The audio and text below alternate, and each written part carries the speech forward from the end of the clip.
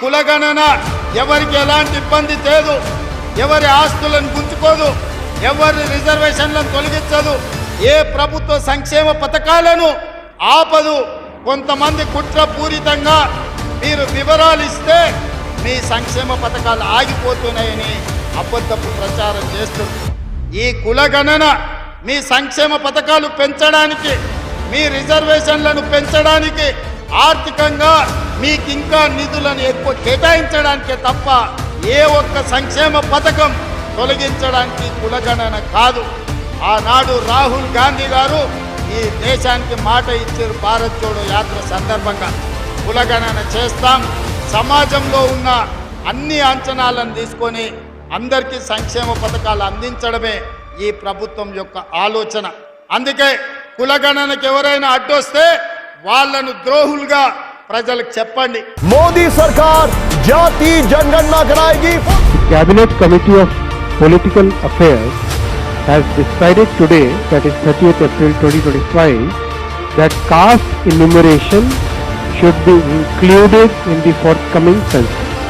अगर आप करा सकते हैं तो आप कराइए. नहीं अध्यक्ष महोदय, जब कभी भी हम लोगों को मौका मिलेगा तो जाति जनगणना कराने का काम हम लोग करेंगे. जाति जनगणना हम करा के दिखाएंगे. खत्म. तो वही ना बीमारी जो हम लोगों में है, जो गरीबी, उसका सच्चाई पता कराने का एक्सरे मशीन है जातीय जनगणना. నమస్తే, వెల్కమ్ టు యాదవ్ విజన్. నేను మీ నక్క మహేష్ యాదవ్. కేంద్ర ప్రభుత్వం సంచలన ప్రకటన చేసింది. జనగణనలో కులగణన చేస్తామని ప్రకటించింది. వాస్తవానికి జనగణన మన దేశానికి ఎంత ముఖ్యమో మనందరికీ తెలిసిందే.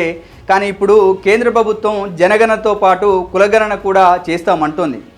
అసలు ఈ కులగణన ఎవరికి లాభం? అసలు ఎవరి కోసం చేయాలి? చేస్తే ఎవరికి న్యాయం జరుగుతుంది? అసలు ఈ కులగణన భారతదేశంలో ఎప్పటి నుంచి జరుగుతుంది? ఎందుకు నిలిపివేయబడింది? మళ్ళీ ఇప్పుడు తెర మీదకి ఎందుకు వచ్చింది అని తెలుసుకునే ప్రయత్నం చేద్దాం. కాబట్టి కంటెంట్ ఎక్కువ మందికి రీచ్ కావాలంటే మా యొక్క ఛానల్ని లైక్ చేయండి, షేర్ చేయండి, సబ్స్క్రైబ్ చేయండి. దేశవ్యాప్తంగా కులగణన అనేది హాట్ టాపిక్గా మారింది. బీహార్ ఉప ముఖ్యమంత్రి, యువ రాజకీయ నాయకుడు తేజస్వి యాదవ్ కులగణన చేపట్టాలని బలంగా పట్టుబట్టి బీహార్లో కులగణన చేయడం జరిగింది. అదంతా మనందరికీ తెలిసిందే. ఈ కులగణన వల్ల భయంకరమైన నిజాలు బయటికి రావడం జరిగింది.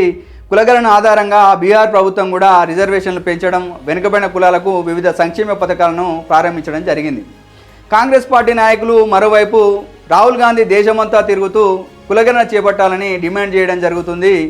ఇంకోవైపు అనిల్ జైహింద్ యాదవ్ సంవిధాన్ సమ్మాన్ సమ్మేళన్ పేరిట అనేక రాష్ట్రాలు తిరుగుతూ భారత రాజ్యాంగాన్ని రక్షించండి, వెనుకబడిన కులాలు అభివృద్ధిలోకి రావాలంటే రాజ్యాంగం గురించి తెలుసుకోవాలి, అదేవిధంగా కులగణన చేయాల్సినటువంటి అవసరం ఉందని మేధావులతో మీటింగులు నిర్వహిస్తూ చైతన్యం చేయడం జరుగుతుంది. మరోవైపు ఈ దేశానికి కులగణన అనేది ఎక్స్రే లాంటిదని, ఖచ్చితంగా కులగణన చేయాలని ఉత్తరప్రదేశ్ మాజీ ముఖ్యమంత్రి యువ నాయకుడు అఖిలేష్ యాదవ్ కూడా డిమాండ్ చేయడం జరుగుతుంది. మనము ముఖ్యంగా తెలంగాణ రాష్ట్రంలో కూడా చూసినాం. మేధావులు professor Simhadri, professor Murali Manohar, professor Tirumali, అదేవిధంగా రిటైర్డ్ ఐఏఎస్ చిరంజీవులు, తీర్మార్ మల్లన్న లాంటి వాళ్ళు కులగణన కావాలని డిమాండ్ చేయడం జరిగింది. ఎట్టకేలకు కాంగ్రెస్ ప్రభుత్వం కూడా ఇష్టం లేకపోయినా రాహుల్ గాంధీ ఆలోచన మేరకు మేధావుల ప్రోద్బలం వల్ల కులగణన చేయడం జరిగింది. కర్ణాటక రాష్ట్రంలో కూడా సిద్ధారామయ్య గారు కులగణన చేయడం జరిగింది. అఖిల భారత యాదవ్ మహాసభ కూడా ఒక అడుగు ముందుకేసి దినేష్ యాదవ్ గారి ఆధ్వర్యంలో దేశవ్యాప్తంగా ర్యాలీకి బయలుదేరింది. రెజంగ్లా యాత్ర పేరు మీద రాష్ట్రాలు తిరుగుతూ కులగణన చేయాలని, గతంలో ఉన్నటువంటి అహిర్ రెజిమెంట్ కూడా తిరిగి యాదవులకు ఇవ్వాలని వాళ్ళు డిమాండ్ చేస్తూ యాత్ర చేయడం జరుగుతుంది. ప్రస్తుతం బీహార్లో యాత్ర కొనసాగుతుంది. నవంబర్ 18 వరకు, అంటే రెజంగ్లా దివస్ వరకు యాత్ర కొనసాగుతుందని యాత్ర కోఆర్డినేటర్ చెట్టికింది కిరణ్ కుమార్ యాదవ్ కూడా మనకు సమాచారం ఇవ్వడం జరిగింది. ఈ పరిస్థితులన్నీ కూడా కేంద్ర ప్రభుత్వం కులగణన చేయడానికి దారితీశాయని మనం చెప్పవచ్చు. కులగణన చేయాల్సిన అనివార్యత ఏర్పడిందని కూడా మనం గర్వంగా చెప్పవచ్చు. అసలు కులగణన అనేది బ్రిటిష్ కాలంలో 1881 నుంచి 1931 వరకు బ్రిటిష్ ప్రభుత్వం జనాభా గణనలో కులగణన చేర్చింది. 1931లో చివరిసారిగా కులగణన జరిగింది. స్వాతంత్రం తర్వాత 1941 నుంచి భారత ప్రభుత్వం కులగణనను నిలిపివేయడం జరిగింది. జనాభా గణనలో కేవలం ఎస్సీ మరియు ఎస్టీ జనాభా మాత్రమే రికార్డ్ చేయబడుతుంది. 2011లో భారత ప్రభుత్వం సామాజిక, ఆర్థిక మరియు కులగణన నిర్వహించింది. అయితే దీని కుల డేటాను అధికారికంగా విడుదల చేయలేదు. ఎందుకంటే డేటా నాణ్యత మరియు ఖచ్చితత్వంపై అనేక సమస్యలు ఉన్నాయని వాళ్ళు చెప్పడం జరిగింది. మన దేశంలో ఇప్పటికీ కొన్ని కులాలు శతాబ్దాలుగా వెనుకబడే ఉన్నాయి. పాలకులు, రాజకీయ నేతలు కొన్ని కులాలనే ప్రోత్సహిస్తూ రావడం వల్ల అనేక కులాలు కూడా సామాజికంగా, ఆర్థికంగా, రాజకీయంగా అభివృద్ధికి నోచుకోక వెనుకబడిపోతూ ఉన్నాయి. చాలా మంది ఇప్పటికీ ప్రభుత్వ ఉపకారాలు, రిజర్వేషన్ల వరం అందుకోలేక చాలా వెనుకబడడం జరుగుతుంది. అసలు ఏ కులాలు వెనుకబడి ఉన్నాయి, ఎంత వెనుకబడి ఉన్నారు అనే నిజాన్ని బయటకు తీయాలంటే ఖచ్చితంగా కులగణన చేయాల్సినటువంటి అవసరం ఉంది. కొన్ని కులాలు శక్తి కేంద్రాలుగా మారాయి. రాజకీయాలు, ఉద్యోగాలు, సంపద అన్నీ వారివే అయ్యాయి. పదవులు కూడా వారు మాత్రమే తెచ్చుకోవడం జరుగుతుంది. సామాజికంగా అత్యంత వెనుకబడ్డ వారి గురించి మాట్లాడేవారు కరువయ్యారు. అయినా కూడా మనకు తెలియకుండానే మన బాగు కోసం ఆలోచించే గొప్ప గొప్ప వ్యక్తులు ఈ సమాజంలో ఉన్నారు కాబట్టే వాళ్ళ త్యాగాల వల్ల అంతో ఎంతో లబ్ధి జరుగుతుంది ఈ సామాన్య జనానికి. ఈ కులగణన వల్ల ఎలాంటి ప్రయోజనాలు జరగబోతున్నాయంటే, ముఖ్యంగా ప్రభుత్వానికి కులాల వారీగా సామాజిక, ఆర్థిక, రాజకీయ పరిస్థితులు డేటా స్పష్టంగా లభిస్తుంది. దాని ద్వారా రిజర్వేషన్లు, అదేవిధంగా సంక్షేమ పథకాల పంపిణీ సముచితంగా చేయవచ్చు. ప్రభుత్వాలు అనుకుంటే ఖచ్చితమైన సామాజిక న్యాయం సాధ్యమవుతుంది. కొంతమంది కుహాన మేధావులు ఈ కులగణన మీద దేశాన్ని మళ్ళీ కులాల పేరిట విడగొట్టే ప్రమాదం ఉందంటున్నారు. కానీ వాస్తవాలు కనుక గమనిస్తే ఇప్పటికీ కులం ఆధారంగానే అనేక వ్యవస్థలు నడుస్తున్నాయి. మనందరికీ తెలుసు, కులం ఆధారంగానే రాజకీయాలు నడుస్తున్నాయి, కులం ఆధారంగానే పదవులు వస్తున్నాయి. నిష్పక్షపాతంగా కులగణన చేస్తే భయంకరమైన నిజాలు బయటికి రాబోతున్నాయి. సామాన్యులంతా కోరేది ఒక సామాజిక న్యాయం మాత్రమే, సమాన అవకాశాలు మాత్రమే. అందుకోసం నిజమైన గణాంకాలు బయటికి రావాల్సినటువంటి అవసరం ఉంది. అది ఒక కులగణనతోటే సాధ్యం. కాబట్టి కులగణన అంటే కులవాదం కాదు, అది కులపరమైన న్యాయాన్ని సాధించడానికి తీసుకున్న ఒక శాస్త్రీయమైనటువంటి లాజికల్ దిశ అని మనం చెప్పవచ్చు. ప్రజలందరికీ సమాన అవకాశాలు రావాలంటే ఎవరు ఎక్కడ ఉన్నారు, ఏ స్థానంలో ఉన్నారు తెలుసుకోవాలంటే కులగణన సరిగ్గా చేయాల్సినటువంటి అవసరం ఉంది. ఈ దేశం కోసం, ఈ సమాజం కోసం ఒక గొప్ప అడుగు కులగణన అని మనం చెప్పవచ్చు. ఈ కులాల గురించి క్షేత్రస్థాయిలో కూడా చర్చ జరగాల్సినటువంటి అవసరం ఉంది. ఏ కులాలు ఏ విధంగా వెనుకబడి ఉన్నాయని ఆ కుల సంఘాల నాయకులు కూడా ఈ కులాల గురించి స్పష్టమైన డేటాను ప్రభుత్వ అధికారులకు తెలిపాల్సినటువంటి అవసరం ఉంది.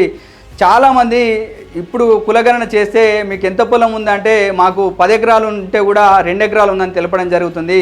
కానీ ప్రభుత్వాలు అనుకుంటే మాత్రం ఖచ్చితంగా ఇవాళ రిజిస్ట్రేషన్ ఆఫీసులోకి పోతే ఒక వ్యక్తి మీద ఎంత పొలం ఉందని తెలుసుకోవచ్చు. అదేవిధంగా మీకు బైకులు ఉన్నాయా, కార్లు ఉన్నాయంటే మేము ఎందుకు చెప్పాలి, చెప్తే మాకేమైనా నష్టం జరుగుతుందేమో అని చెప్పేసి వాళ్ళు బైక్ ఉన్నా, కారు ఉన్నా కూడా చెప్పట్లేదు.